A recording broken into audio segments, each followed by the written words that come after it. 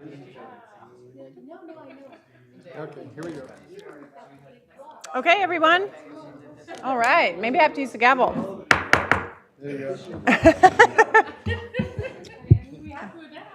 It's a chatty social group today. Okay. Good afternoon. I'm calling to order the January 16th, 2025 meeting of the Santa Barbara County Air Pollution Control District Board of Directors. Welcome, everybody. Will the clerk please call the roll?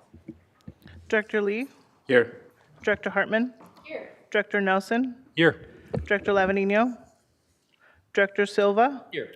Director Clark, Director Perotti, Here. Director Julian, There. Director Mosby, Director Rouse, Director Patino, Here. Director Brown, Here. and Chair Capps. I am here. Please stand and join me in the Pledge of Allegiance. Ready? Begin. I pledge allegiance to the flag of the United States of America and to the republic for which it stands, one nation, under God, indivisible, with liberty and justice for all. Okay, first up is approval of the minutes of our special meeting, which we had on December 5th, 2024. Hartman moves approval. Thank you, Second. Director Hartman. Thank you, Director Patino. Well, I guess we don't need to do a roll call vote. Correct. Like we can do a voice vote. Yep. That's exciting. All right, all those in favor? Aye. Motion carries. Abstain. Okay. Thanks, Director Lee. you. That works.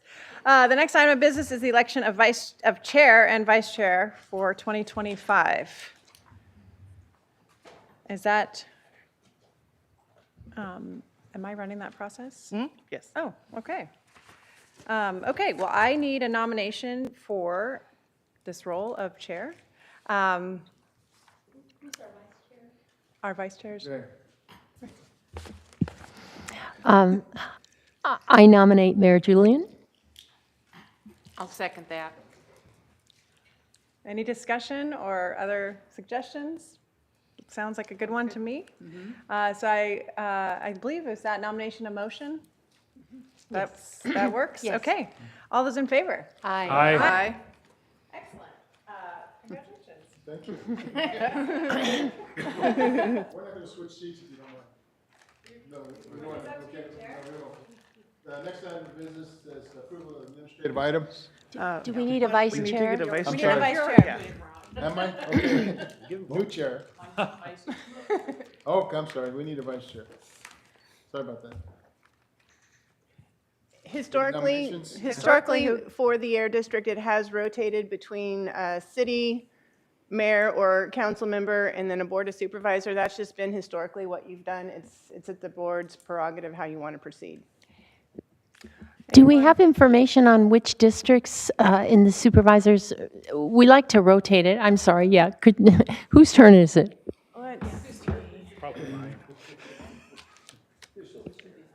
Yeah, let's go by protocol. All right, so the order that it has been recently with the Board of Supervisors, most recently, the 2nd District, prior to that, the 3rd District, prior to that, the 1st District, prior to that, the 4th District. So I nominate- I nominate Steve Lavanino. I'll second that. That's what we call voluntold. I nominate Director Nelson. Oh, there you go. That's a competing motion. Yeah. I'm happy to do that as well. That's fine. I'll be chair of everything next year, so that's Okay, fine. I'll second that. All right. Thanks, Director Nelson. All those in favor, or you are actually calling We for have a this. motion and a second, and then we had another motion, so that one's out of order. Yeah, it is out of order, but I'm, Is there any discussion? well, Okay. actually, let's just, I mean, it is technically Steve's went up, and I actually will be the chair next year of SBCAG and the board, so that'd be all three. I withdraw my motion. Okay, so let's go ahead and, then I'll keep my motion on the table of having Steve. If for some reason Steve can't do it, I'll be happy to step up and do it in his stead. So I'll keep my motion on that table, and Was there a second? second from Patino. I did. Any discussion? All those in favor of the motion say aye. Aye. All right, cool. Thank you. Now, the next item is approval is administrative items. Is there any board member that wishes to pull any of these items? Is there any public comment on any of these items? We received no public comment on the administrative agenda. We'll entertain a motion and a second for the administrative agenda. So move. Is the motion- Second. The motion and second. Any discussion? All those in favor of the motion say aye. Aye. All right. All right. Where am I now? Let's see. Okay, yeah, really. Page 6, Okay, Director's Report. director's report. All right, thank you. Thank you. I have a few items I'd like to bring to your attention. First off, I have 3 staff here that joined the district recently, and I'd like to introduce those 3 for you. Ariana Velazquez joined the district in May of 2024 as our office technician. She comes to the district with 10 years of dental field work, being a lead registered dental assistant and an office manager. Now, as part of our administrative division, she provides clerical support to all of our staff and the public, prepares and distributes permits, distributes notices, contracts, and reports, and she also distributes and files correspondence and helps complete special projects such as mass mailings that we do at the district. So in her free time, which is the important part, Ariana enjoys spending time with her family and friends, staying active. She loves going to the gym, rollerblading, wakeboarding, or surfing, I guess, wake surfing. And she also loves anything food related, which I can relate to as well. So welcome aboard, Ari. All right, the second person we're going to introduce is Kyle Hansen. He joined us in June, on June 3rd, so really close to when Ari also joined us. He's a native to Santa Barbara area and joined in June as an office technician. He studied climate science and sustainable energy strategies at San Jose State University before coming to us. And as an office technician, Kyle and Ariana work together, preparing and distributing all those notices, permits, contracts, and reports, and doing the mailings and anything that is necessary to support our efforts. One thing I'd like to recognize for these 2 in particular is our office technicians are probably the 2 individuals at the district that are in the office the most, and they are both located out of the Santa Barbara, and it's very essential for us when they're there, tracking down stuff that might come in when others are either in North County or teleworking that day. So we greatly appreciate, and we're happy to have both Ariana and Kyle in the office technician position now. Thank you. Oh, and I forgot to say what Kyle likes to do when he's home, when he's off work. He likes to build and modify computers. He's got 8 of them, and he plays video games with his online friends. All right, next we have Zachary Axon. Zachary was hired June 25. He's the newest air quality engineer that joined our agency. He was born in Boston. We won't dock you for that. But he grew up in California in Orange County. He recently graduated from UC Santa Barbara with a degree in chemical engineering before he started at our district. He works on permitting for engines, boilers, contaminated soil, cleanup projects, landfill, and wineries. So it's a wide array of projects that he's already focusing on. And when he's not working, excuse me, he loves the outdoors, spends time, his free time cooking, which Ariana was very interested in when we met for the first time, reading and bird watching. But I also thought you were a musician too, or no? Yeah, that's what I thought. I didn't see it in the talking points, but welcome aboard, Zach. All right, next I wanted to mention the wildfires from the Los Angeles area. I know with any wildfires, air quality is definitely top of the mind, and this has been one where we've gotten inquiries from the public and from the media as well on the wildfires from Southern California. We were very fortunate not to have much of an impact. The weather and meteorological conditions tended to push the smoke, a lot of the smoke, off the shore and then further south, so we were fortunate with this go-around. But we did last weekend forecast for moderate air quality conditions and it was observed as moderate countywide.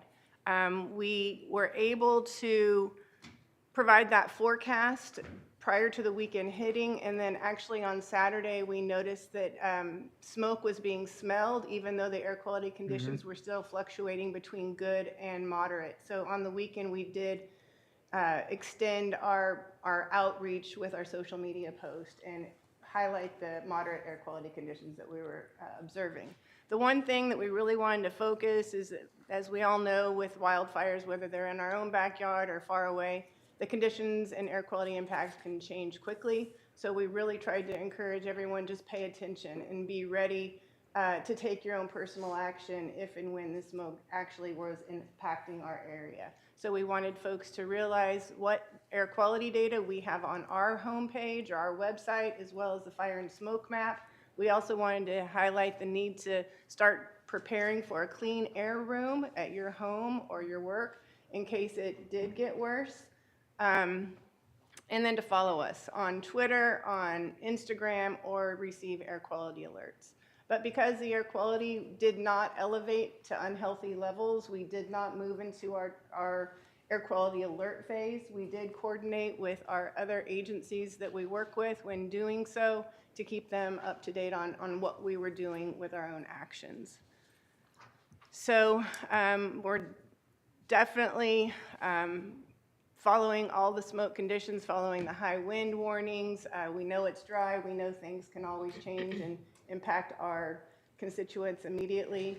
And we're just very thankful that for us, we didn't get significantly impacted. But our thoughts and prayers are definitely going out to all those down in Southern California with the struggles that they went through and they're going to continue going through with these devastating fires. All right, the next item, I wanted to put a spotlight on two bills that are being worked right now in the legislature. Both are authored by Assemblymember Greg Hart. Each year, CAPCOA, the California Air Pollution Control Officers Association, that's the trade association for the 35 air districts throughout California, takes a position on different pieces of legislation. It also puts in a priority budget letter, so everyone, including the governor, will have an idea of what air districts are looking for in order to run our projects appropriately. This year, CAPCOA is sponsoring a bill to provide air board compensation. So districts such as ours that are comprised of both Board of Supervisors and city representatives have the ability to consider compensation to you as board members. Last year, South Coast Air Quality Management District, they sponsored a bill, AB 2522, to allow a multi-county district to compensate their board. It was successful, it went through. When that bill was being discussed within CAPCOA, the other 8 districts that have boards similar to ours said, yes, we too want to have that authority. We want to be able to bring it back to our board. And if you are interested, then you would move forward with that option. Unfortunately, it was a different health and safety code that delineates what we can do as an air district, a single county air district, versus what multi-county air districts could do. So even though the South Coast bill was successful, we weren't part of it. So the compromise was CAPCOA was going to go ahead and sponsor a bill. So we're working that now. We have draft language out. The draft language was submitted to the Office of Legislative Counsel. It's not final yet. When it's final, I'll make sure that we have circulated that to all of you so you're familiar with it. And also, it goes before the Assembly Natural Resources Committee. That's the first policy committee stop the bill will take. As we move forward with this, in addition to Assemblymember Hart being willing to author the bill, we're looking for co-sponsors. So I'm reaching out to Monique Lamone's office as well to see if she can be a principal co-sponsor from the Senate side. The second bill, it's not, oh, Mosby left, that's, I should wait till he gets back, but I won't. It's a well bill. The Blue Wells, Blue Sky program. This was a bill that Greg Hart, Assemblymember Hart, sponsored last year. And we had a press conference that Director Capps was able to participate in right off of Santa Barbara City College. It went through, had unanimous support all the way through both the Assembly and the Senate, and then it was held up in Senate appropriations. Assemblymember Hart was extremely quick to introduce the bill again this legislative session. It's AB 14. When we're talking within Capcoa, they say, I don't think we'll ever get a number so low ever again. So this is the whale bill, Blue Whales, Blue Sky bill that Assemblymember Hart is sponsoring. So he's moving forward. The holdup last year seemed to be CARB at the last hour. California Air Resources Board said they needed 2 full-time equivalent staff in order to assist this bill being implemented. That equated to, I think, their staff count and cost are quite expensive. Typically, when they have 2 staff, it's over $3 million budget impact to it. And with the legislature and the state budget last year, anything with a budget tag to it didn't go anywhere. This year, we're going to, Assemblymember Hart will be meeting with the chair of Senate Appropriations Committee, and we may have the opportunity to hold a local meeting with her well in advance of it going through the Assembly and then the Senate. And once that happens, we'll definitely be sure to let everyone know when we're having this meeting and invite you to participate in it. As far as CARB and their last-minute move to add in the fiscal cost, going forward, what we have done, what Hart's office has done, is eliminated any reference to state engagement. So Office of Ocean Protective Council and the California Air Resources Board are both being removed from the bill. And it's going to try to expand the Blue Whales, Blue Sky program that we've been able to operate here on the Central Coast for the past 10 years and bring that same infrastructure statewide, relying on air districts, marine sanctuaries, and NOAA being more of a continuation of what the great work we already have going locally. All right, the last item I wanted to bring to your attention is we've made a handful of these beautiful earrings or lapel pins, whichever you would prefer. And we hope that you're able to wear these and demonstrate your affiliation with the Air Pollution Control District. I think the news conference or any meeting that we might have where you're in attendance is a useful identification. And one event potentially you might consider wearing it will be our grand opening at the McCoy office, which is likely to happen towards the end of March. And we'll definitely keep you posted when we get to that. And that wraps up my report. Thank you. Thank you. Do we have any public comment on the director's report? We received no public comment on the director's report. Thank you, Mr. Nay. The next item is public comment period. Now is the time for members of the public to speak on items that are not on the agenda. Do we have any requests to speak on items not on the agenda? Chair Julian, we did not receive any public comment. Thank you. The next item is discussion of H1. Will the clerk please read the item into the record? Discussion item H1, appointment of district board members to the following APCD committees: Executive Committee, Hearing Board Nominating Committee, and South Central Coast Basin-Wide Control Council. Appoint district board members to the following APCD, Air Pollution Control District committees: Executive Committee, Hearing Board Nominating Committee, and South Central Coast Basin-Wide Control Council as specified. 1, select 3 members of the board to serve on the APCD Executive Committee during calendar year 2025. 2, select 5 members of the board to serve on the APCD Hearing Board Nominating Committee during calendar year 2025. And 3, appoint 1 board member to serve as primary representative and 1 board member to serve as alternate representative to the South Central Coast Basin-Wide Control Council during calendar year 2025. Okay, do we have any discussion from the board? Any public comment? We received no public comment on this item. Can I please get a motion and a second? Chair Julian, Okay, go we ahead. have to appoint Yes. okay. per section, All right. but we can do one motion at the end when we have Do we have appointed. the list of, They were included in your agenda packet, but if we start with the executive committee first, it's usually the chair, the vice chair, and the past chair. Thank you.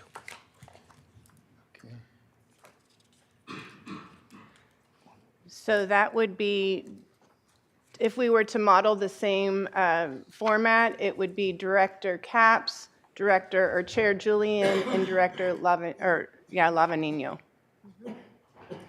So moved. Second. Any discussion? All those in favor of the motion, say aye. Aye. Okay. The hearing nomination board committee? So for the hearing board nominating committee, it's been pretty much the same members over the past 2 years anyway. We have to have a representative from one of the 5 Board of Supervisors districts, and we currently have a vacancy in the first. That was Director Williams.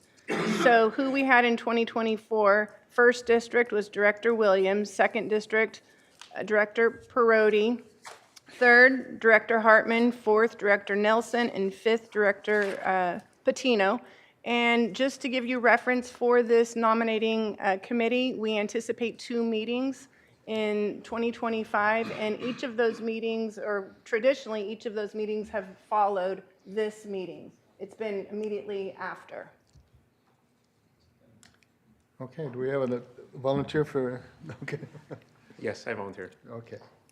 And everybody else good with their appointments? Is there a motion to that effect?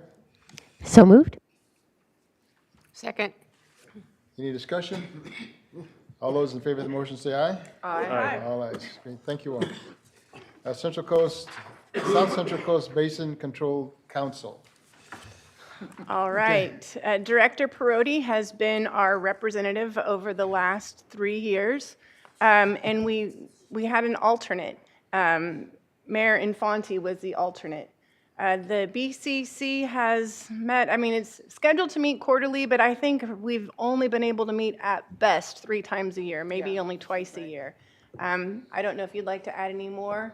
No, I've enjoyed doing it. If somebody else really would like to do it, but otherwise, I'd like to continue. Okay. Yep. Alternate, anybody? Sure. Sounds great. Okay. Thank you. So is there a motion to appoint? I move to appoint Director Perotti and as the member and as alternate Director Silva. Second, Hartman. There's a motion, and a second. Any discussion? All those in favor of the motion say aye. Aye. All ayes. Thank you. Thank you.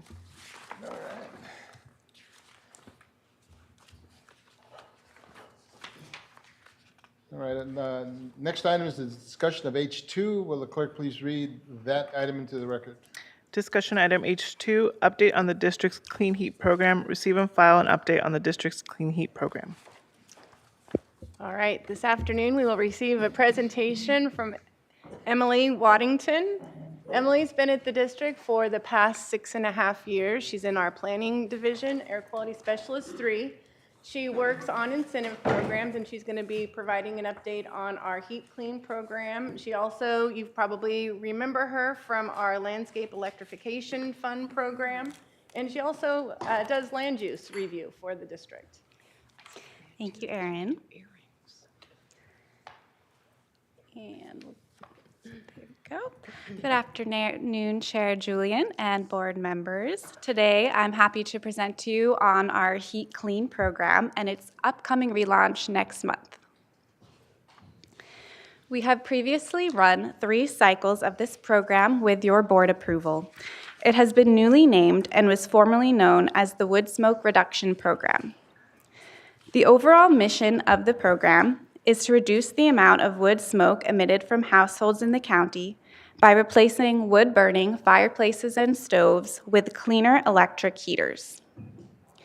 The program has a goal of maximizing benefits by distributing at least 75% of funding to low-income households and households located in low-income or disadvantaged communities or on tribal lands. Funding from this program, a total of $445,004 for this cycle, as well as the program guidelines, come from the California Air Resources Board, or CARB. The California Air Pollution Control Officers Association, or CAPCOA, has identified this program as a priority program for the upcoming year's state budget due to its cost effectiveness in protecting public health and providing climate benefits. Why do we care about minimizing wood smoke? Wood smoke contains PM 2.5, or particulate matter less than 2.5 microns in diameter, ozone precursors, greenhouse gases, black carbon, which is a potent climate pollutant, and other toxic air contaminants. Wood smoke emitted from fireplaces and stoves accounts for 30% of our county's man-made wintertime PM 2.5 emissions. Wood burning leads to neighborhood impacts with complaints from the public that the district responds to every winter. The health effects of wood smoke emissions include respiratory irritation and illnesses such as asthma, emphysema, and cancer, heart problems, and we see more severe symptoms in sensitive populations, such as those with existing heart or lung diseases, children, older adults, and people who work and spend extended time outdoors. The figure to the right displays just how small these particles are. A grain of beach sand is about 90 microns, and a human hair is between 50 and 70 microns. The fine particulate matter found in wood smoke is just 2.5 microns or less, so it is much smaller in comparison. Particles of these sizes are very harmful because they can permanently lodge in the deepest and most sensitive part of the lungs and enter the bloodstream. The table above displays overall statistics for the past 3 cycles of our program. The first cycle launched in 2017 as a pilot program.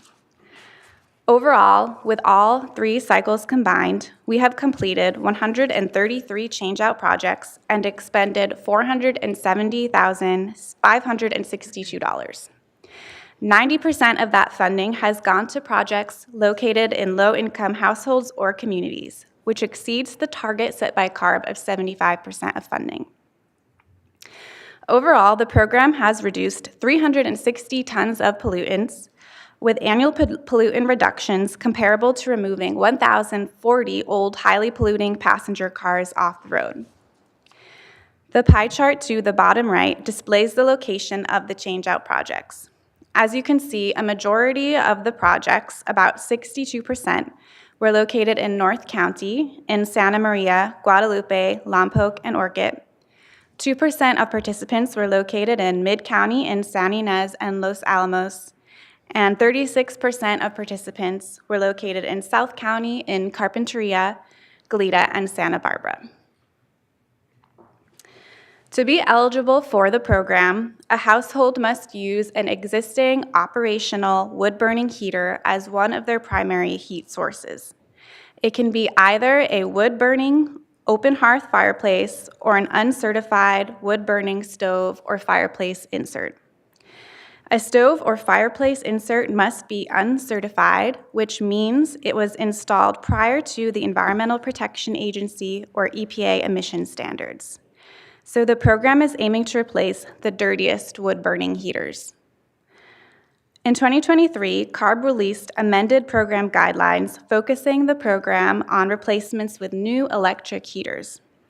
The new heater can be an electric heat pump or an electric fireplace insert, as pictured.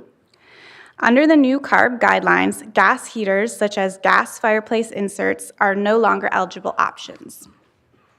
Participants that choose a heat pump as their new heater can retain their existing wood-burning heater to use only in the case of a power outage. If the participant opts for an electric fireplace insert, the existing fireplace's wood-burning capabilities must be rendered permanently inoperable.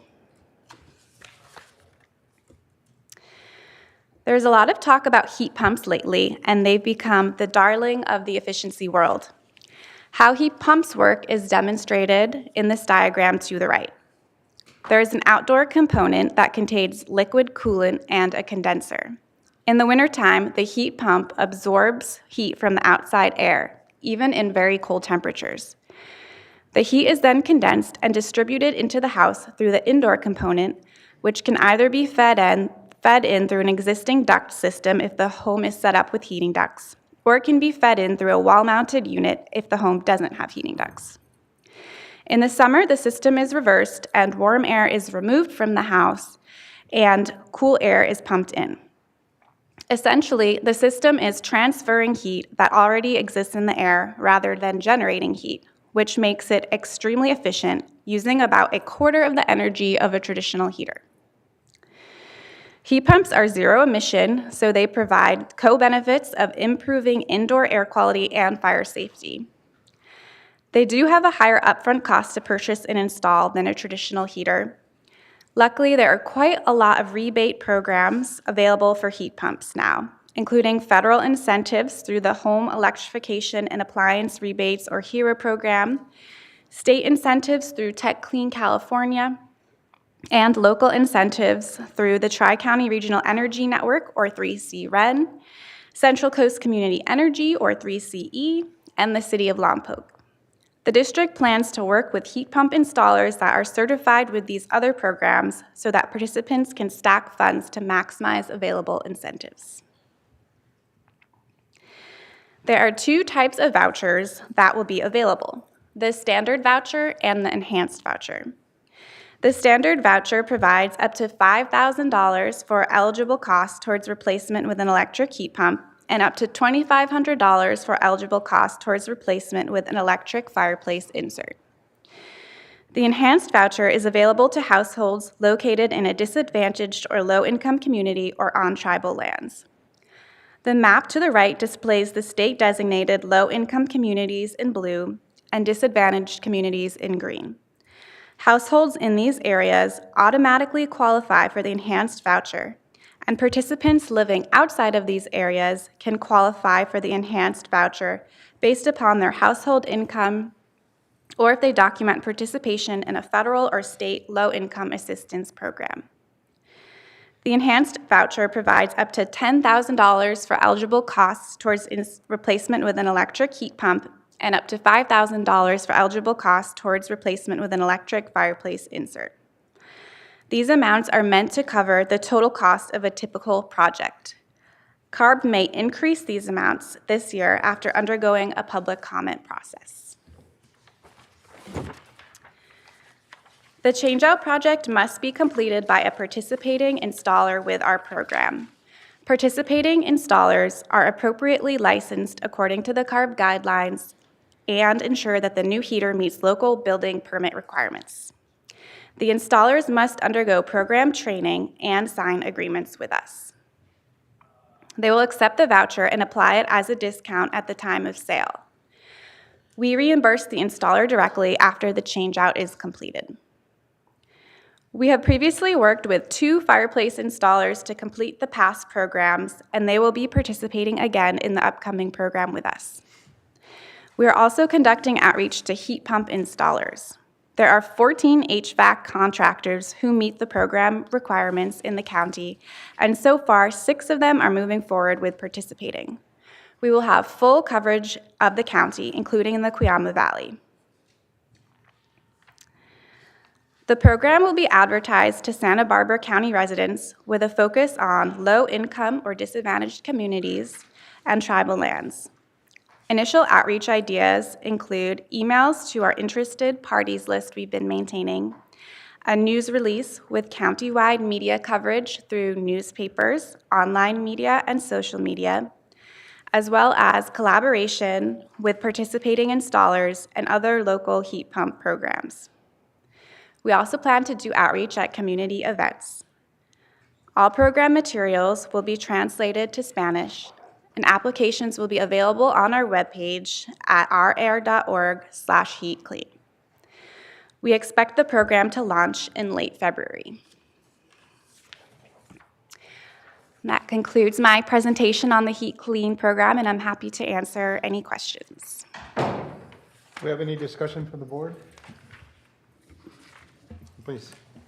I realize this program is focused on how we phase out wood-burning fireplaces and stoves, but I wonder if there's any way to do double duty. When your furnace breaks down and you call somebody and they want to just install another furnace like you had, heat pumps are far more efficient. If there were a way to promote those installers who have the capability to do heat pumps and a way to promote that, because it's hard for homeowners. You don't want to do all that research, and I don't know where you find it. So just posing that question. Yes, most of the other incentive programs that are available do focus on that gas furnace to electric heat pump change-out. So we're hoping to stack our program with those other incentives. And so far, we have been successful in getting installers who are also participating in those programs to also participate in our program, so that a participant who wants to change out their gas furnace could do that and get funding through those other programs. Yeah, even if it's not funding, just information, and getting that on our website. I know it's tricky. We don't want to, vouch for, but at least these ones have met CARB standards. So it would be nice if our website could be a resource for people who actually do this, or induction stoves or whatever. And I just have to say, historically, with this incentive program, whether it was our heat pump where we're going today, or even just a gas insert in the past, it's the installers that are the primary outreach tool that reaches the audience that we're trying to get to. And I know Emily, in her efforts, is meeting with each of the eligible installers and going through a lot of training. So we can definitely reiterate the need to have them assist us in expanding our reach, especially when someone's heater might have, been on the brink and they need to bring something new in. So we can definitely expand on that communication and outreach. Could we do anything on our website? Oh, yeah. Okay, yeah, just a list of, people who do this work, because they're still far and few between. Yeah, we can't say these are the only or these are the best, but these are those that are qualified to implement our program. We can list them in that way. Sure. I was just wondering, I'm assuming that if this is based upon financial need, do we also connect in with, if you're moving from a furnace like this to an electric one, do we connect them in with the resources about ensuring that they're taking any kind of rebate or program for the electrical, right, for them to be knowing that they probably qualify for the electric rebates that are out there? Like I think about with 3CE, that if they're converting over from an energy cost, are we doing wraparound services like that, or are we at least able to educate them on that? Because I would assume they probably would qualify for both, but it's hard for people to navigate 7 different institutions. I just didn't know if that's on our map. Yeah, that's, I think, an important consideration. This program wouldn't provide funding for that, but we can certainly include an educational component in our program for those applicants. Any further discussion from the board? Any public comment? We received no public comment on this item. Thank you, Emily. Thank you very much. Thank you. Next item is a discussion of H3. Will the clerk please read that into the record? Discussion item H3, updates to the district's permitted facility map. Receive a presentation on the district's updated permitted facilities map. Get it out of your system. This afternoon, we have a presentation from David Harris, our manager of our engineering division. I'm glad he's able to be here. He has been struggling with this continuous cough, so let's hope that he doesn't break out in a cough. I see he has his water there. I'm feeling like he's good to go. Okay, thank you. Thanks, Aaron. Chair Julian, members of the board, as Aaron mentioned, my name is David Harris, and I'm the manager of the district's engineering division. Today, I want to provide you with a presentation on our revamped and updated permitted facilities map. So first, I want to provide a little bit of background information on our original permitted facilities map that we launched back in 2017. This was an interactive map of roughly all of our 1,400 permitted facilities. It was designed and built in-house on the Google Maps platform, and at the time, it was very cutting edge. The picture on the right that you can see gives you an idea of what the original map looked like.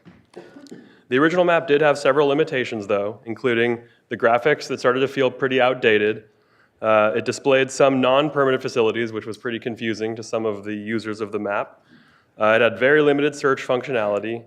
It had limited document availability. It had pretty slow load times, and it took about 24 hours to refresh the data once we made changes to our internal databases for those to get pushed to the map.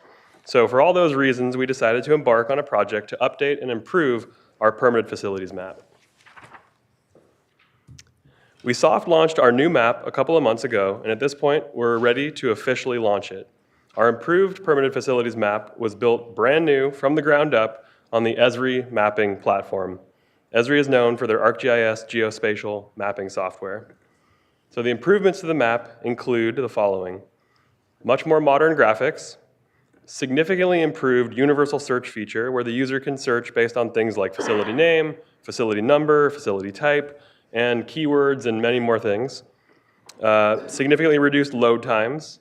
This new map also has real-time updates, so as soon as we make a change to something on one of our databases, it's pushed to the map immediately. Significantly expanded facility data and document availability that I'll get into more in just a couple minutes. Significantly improved compatibility with all mobile devices, including smartphones and tablets. And we also added all of our monitoring stations with AQI data. So the first feature that I want to go over is the facility type filter. And this gives you the ability to filter the map by facility type. So using this feature, the user can click on the facility type filter icon and can select from any of the 14 facility types that we permit. In this picture, you can see what it looks like when you filter to only display emergency diesel generator facilities. The next feature I want to highlight is the proximity filter. This allows the user to find all facilities within a certain distance of a set location. So this image you can see is an example of all of the permitted facilities within a 1 mile radius centered on where we are right now. So centered on this building. Next slide. As I mentioned, we significantly increased the amount of information provided for each facility. The new map includes all of the information listed on this slide for all of our permitted facilities. This includes things like facility name, company name, street address, and obviously many more. We're especially proud of the 10 years worth of emissions inventory data we were able to integrate into the map. And on this picture, you can get an idea of what that looks like when you look at the inventory data. By far the most substantial improvements we've made to the map are to document availability. Our original map only provided a single permit for each facility and a single annual report for each facility, even if the facility had many active operating permits. Our new map now provides all of the active permits for the facility and all of the applications for those permits. The map now also provides the last 10 years of annual reports, 10 years of inspection reports, and 10 years of notices of violation. This is a huge increase to the number of documents provided by the map, and it was one of our main focuses during the map development. All of the documents open in PDF format, and they all open in a separate tab so you don't lose track of the map. And this picture gives you an idea of what it looks like when you open a permit document on the map. Another big improvement to the new map is mobile compatibility. The old map was not very mobile friendly, and we wanted to be sure that the new map would work on all mobile devices. The new map is optimized for mobile devices with pinch to zoom functionality. So on your phone or your tablet, you just have to use your fingers to zoom just like you would anything else. And the font sizes and icons and things like that are all customized based on the resolution of the device being used to view the map. And importantly, all the documents open as PDFs on separate tabs on all devices, so mobile version as well as the desktop version. And the image you see on this slide gives you an idea of what it looks like when you open the map on your phone.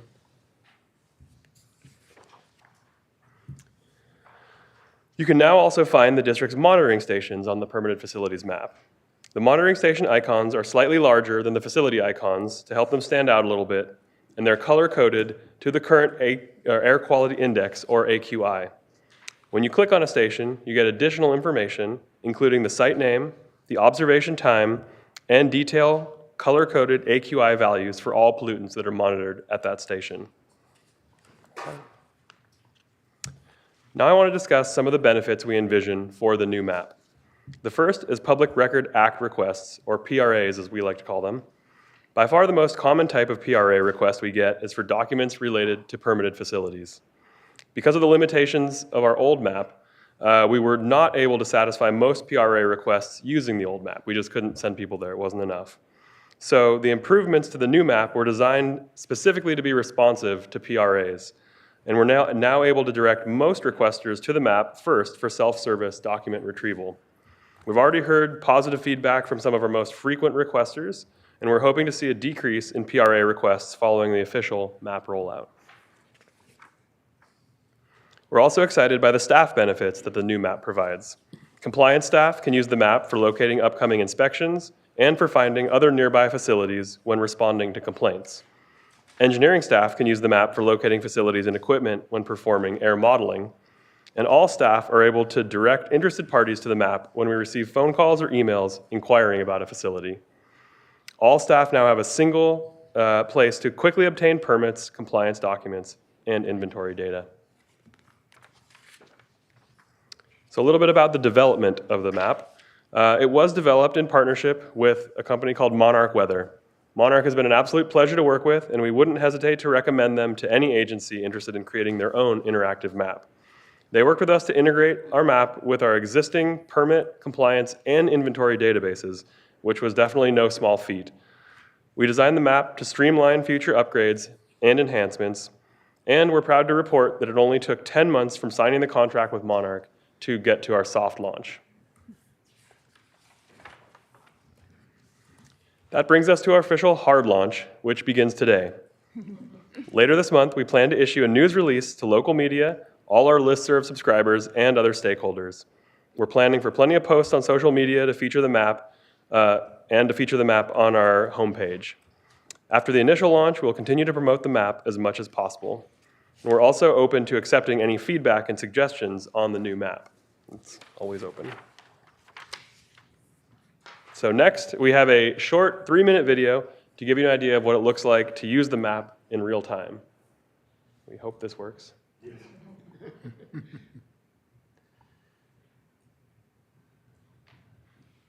Try hitting the forward arrow, maybe.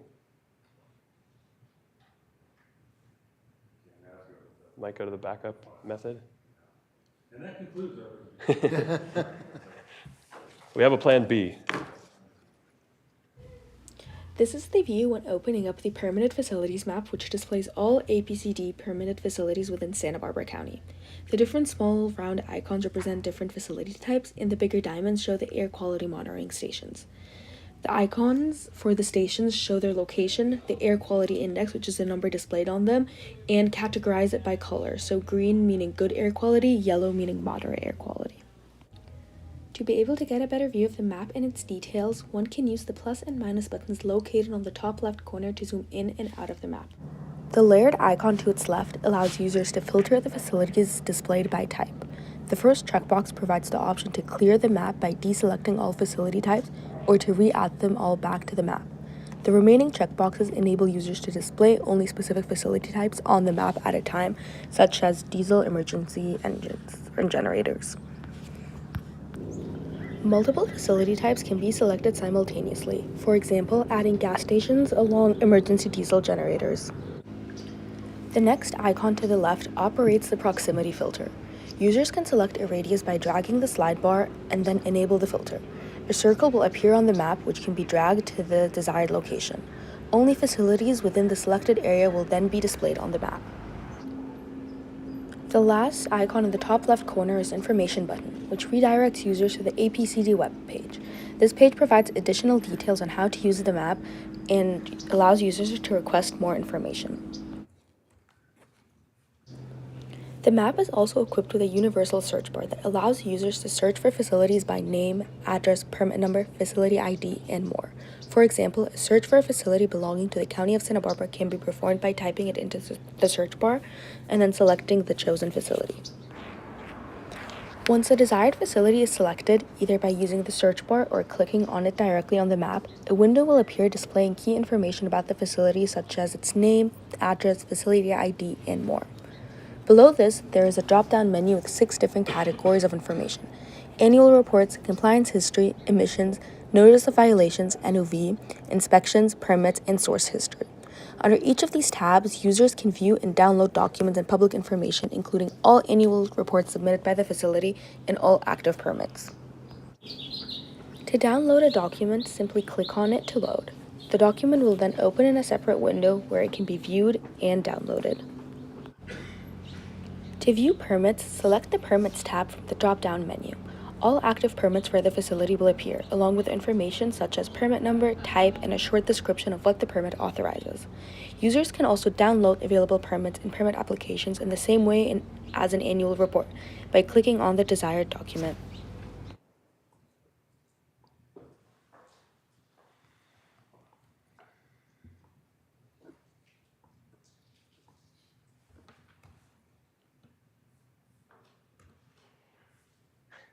Get the presentation back up. That's all good? Is it back? Are we back? There we go. There we go. All right. So to conclude the presentation, I want to provide just a few key summary points. The main goal of this map is to improve our agency's transparency, and we really think it does a great job of doing that. We focused our improvements to the map on many areas, including visual design, search functionality, data and document availability, compatibility with mobile devices, and load times. We're happy to see both stakeholder and staff benefits from the new and improved map, and we're excited to continue to upgrade the map as time goes on. So on this page, you get a link to the new map, which is pretty simple, map.ourair.org. We also have a convenient QR code to access the map from your mobile device, and you have my contact information as well, in case you have any questions in the future. And with that, I would like to thank you for your time and open it up to any questions. Any discussion from board members? Mr. Nelson? Yes, thank you, Chair Arson. When does this go live? It's live right now. You can. It's not. So. It's not? Well, I mean, it has the air monitoring stations, but none of the other toggles are available online right now. So, just check in. So, you may need to toggle a few things there. Looks like it's close. Looks like it's close, but. That's why we didn't want to do a live demonstration.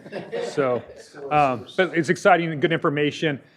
My only, I guess, concern and question is, obviously more transparency, more information is good for the public to be aware of, but this has been weaponized in other agencies throughout the state, where some people that might be concerned about the industry may, try to get information on here to, file false appeals. I know that's happened especially with DPR, with the Department of Pesticide Regulations, is now that there's more information out there, which you would think would be good, but what it's caused is organizations that are anti-agriculture to go out and just appeal everything without any basis for that. Are there any anticipation that there are things out there that this information could be used kind of nefariously to hurt the regulated public instead of actually helping them? Yeah, no, that's a great question, and I think it is a valid concern. It's something we certainly talked about when we were deciding how much information to make available, how many documents to make available, things like that. But where we kind of landed on it is that any organization that wants this information is going to get it one way or the other. If they're willing to try to weaponize it, they're looking for documents. It's all public information. It's all available through the Public Records Act request process.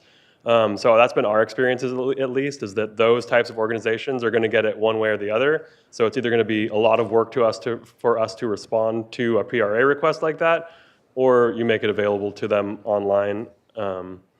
But I do think it is it's a valid concern, and certainly something we want to keep an eye on moving forward to see if it starts to increase. What type of appeals, or how do you think this information could be weaponized out there on some of those anti-industry organizations that are out there? Yeah, I mean, I think it's hard to pinpoint, how somebody's going to do something like that. I think there's certainly different ways that different organizations could try that. I think the one that we kind of had that gave us the most pause was putting up the notices of violation. And we certainly, kind of went back and forth on that. But where we landed on was that we think it's okay. Again, it's all public records. There's nothing in there that you couldn't get by simply just writing an email to us and asking for it. And we really think that it kind of incentivizes operators to operate in compliance with all of our rules and regulations, above and beyond how we're already incentivizing that. Just knowing that, if you're a bad operator, that could, your violations will end up visible to the public. So is there no, I'm just, convert this over to the agricultural side with pesticides, and somebody that is going to apply a pesticide, there's somebody that doesn't even have to live in the country can then appeal that pesticide usage. Do we have anything equivalent within the in part of our regulatory?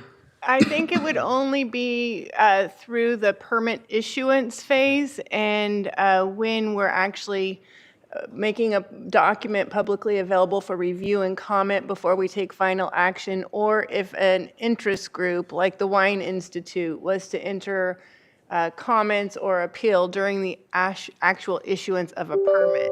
But once the permit's issued, I believe it's only through the APCO that an abatement order could be provided to the hearing board. It's not that the general public couldn't do that. Okay, just was curious on what those processes might look like. So thank you for. Yeah, no, that's a good point. And we did, we thought about that as well, and we did consciously decide not to post pending permit applications on this website. So if there's an application that's been submitted, but it hasn't been either deemed complete or the permit has not been issued, that won't end up on here. So we're not soliciting more public feedback or public input on our permitting processes. But the public would still through the normal noticing processes, they'd still be able to get that information. Especially if it was nearby, you get noticed within a certain amount of feet, then you'd be able to ask some questions that wouldn't necessarily invite, criticism from outside the area.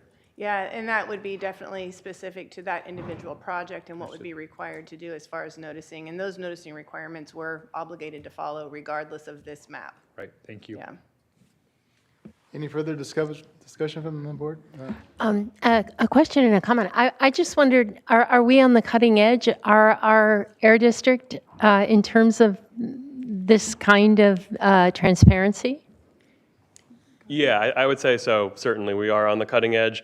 I think a couple of the largest air districts, South Coast Air Quality Management District, they have maps that work pretty similarly to this, but we're certainly one of the only, if not the only, medium-sized or smaller districts that has something like this. We have shown it to other air districts. Aaron gave a presentation to a select group of air districts, and I've kind of shown it through the CAPCOA Engineering Managers Group a bit. And there's a lot of interest from other air districts to do something just like this. People are pretty excited by it. Yeah. I mean, I've been in this field for part of my career, and this kind of transparency is something that has been sought for a long, long time because, as you mentioned earlier, it induces compliance. If people have an opportunity to see what's in their air, which is a common resource for all of us, then it incentivizes people to comply with their permits. So I think it's a tremendous effort, and congratulations. I'm so proud to be part of this. Thank you. Yes, sir. Just a quick question. Is this going to be available, what languages will the website be available in the onboarding for that? Will it be functional to that degree as well? Good question. Yeah, right now we only have the map only functions in English. I don't know about the outreach materials if we're planning to do those in English and Spanish as well, but Yeah, because so many of the documents that are referred to, all the 10 years of permits and all the other information is in English only. And we have over, I think, 1,200 facilities here, and 10 years at each of those facilities is quite a lot of translation that would be required if we were to make this fully available in English and Spanish. We're always available to translate any of this information or to work with them one-on-one if any Spanish-speaking individual comes to our agency. We have that capability. Wonderful. I was just going to say, from a sense of understanding the map and everything, I would just, if that's a means of a website kind of functionality, that could be done just so that people can access information to know where to at least look to for that from that point on. So thank you. Yeah. Any further discussion? Mr. Mosby. Yes. to get it, enhance a little bit what Supervisor Nelson was saying is, I can see where this can be used, not necessarily to come back, but also in theft items.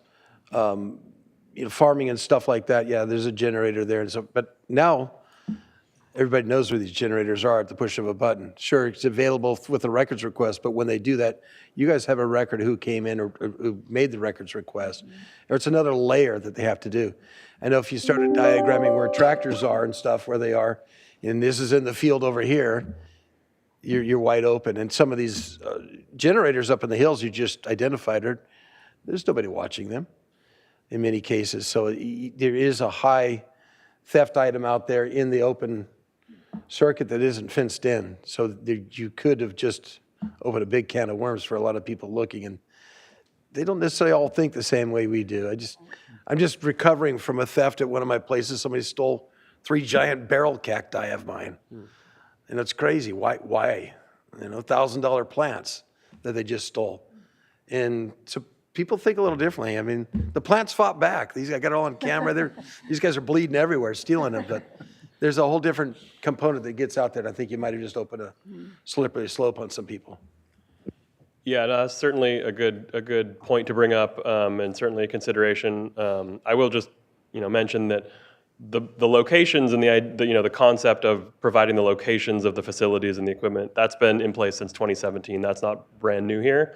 I haven't gotten any complaints for that, but I think it is a very valid concern and something we should be considerate of.